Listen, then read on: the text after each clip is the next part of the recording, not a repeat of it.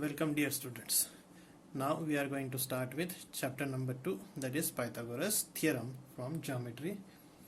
Now this is again an important chapter for you. Now Pythagoras theorem you are learning from 7th standard.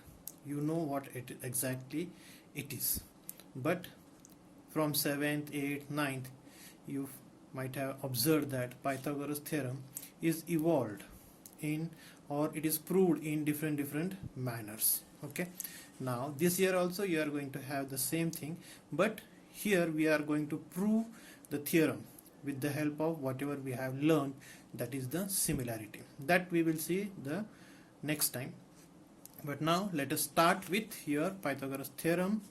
Now recall, Pythagoras theorem is applied for which type of triangle? Correct, it is applied for a right angle triangle only. Now do you recall what you already learned it? Yes, the hypotenuse square is equal to sum of the squares of the two sides, or the square of one side is equal to sum of squares of other two sides. Correct or not? That is Pythagoras theorem. Now let us see how it is. Now see there, in a right angle triangle is there, then only you can apply Pythagoras theorem directly. In a right angle triangle, the square of the hypotenuse is equal to the sum of the squares of remaining two sides. Correct? That is, square of the hypotenuse is equal to sum of the squares of remaining two sides. Remaining two sides are adjacent sides, which makes the right angle. Now let us see how it is in the diagram. Now see, here I already drawn a triangle PQR, which is right angle at Q. Now in this triangle PQR, which is hypotenuse? PR. And then which are the two adjacent sides? QR or RQ and QP. Correct or not? So how you will apply a Pythagoras theorem over here? Yes, in triangle PQR, can you apply? Correct. PR square is equal to, correct, you can write PQ square plus QR square. Is it right?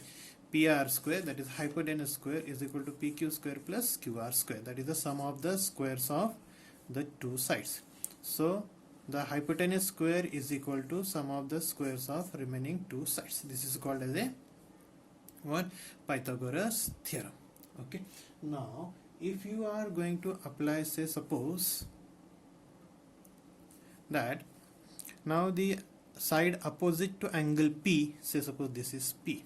Okay, we are writing like this: side opposite to angle P is P, side opposite to angle Q is Q, and side opposite to angle R is R. So it is written in small letters.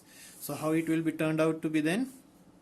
Correct, that is Q square is equal to P square plus R square. This is also Pythagoras theorem. Okay, so like this we already learned, and that only it is revised over here. Then question arises, sir, what is the use of it? Now we already learned.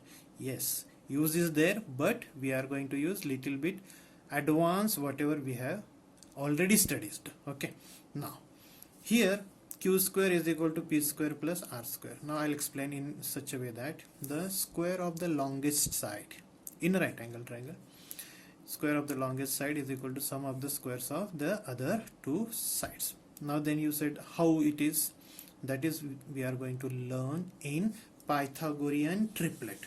Now what is a Pythagorean triplet? Now let me make you understand. Triplet means three things are there.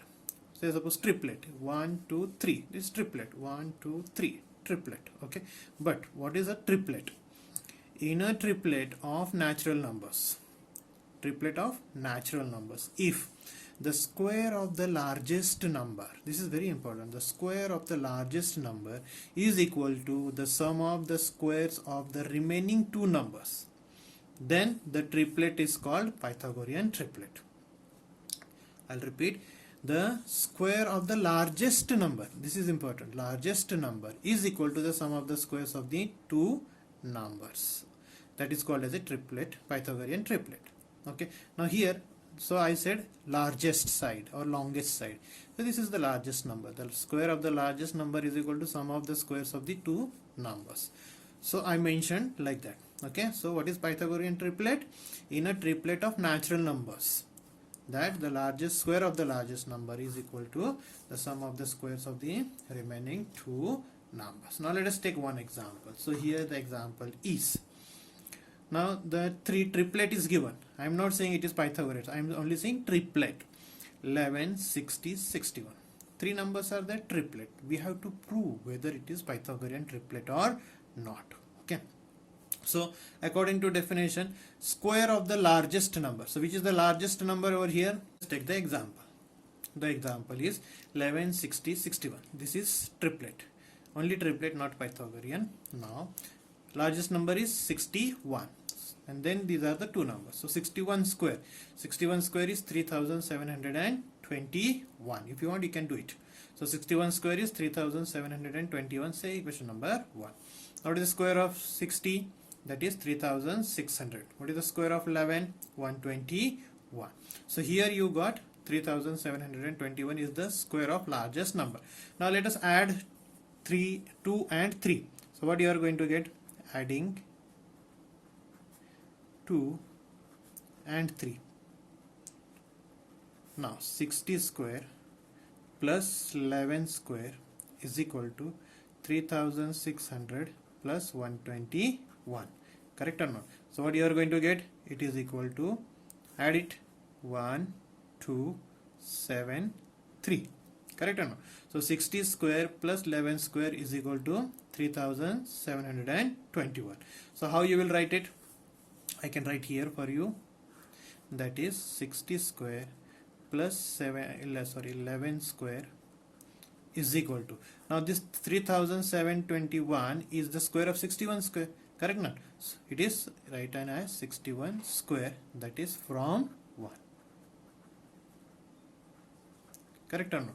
So what you got? 60 square plus 11 square is 61 square. Means what? The square of largest number is sum of the squares of remaining two numbers. So therefore it is Pythagorean triplet. Like this you have to prove that whether it is a Pythagorean triplet or not.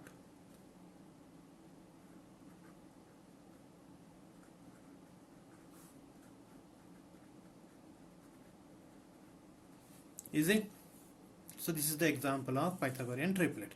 So I'll revise. The sum of the square of the largest number 61 square is equal to sum of the squares of the remaining two. So we got it, means this set of number is Pythagorean triplet. Okay, so let us solve it from the practice set.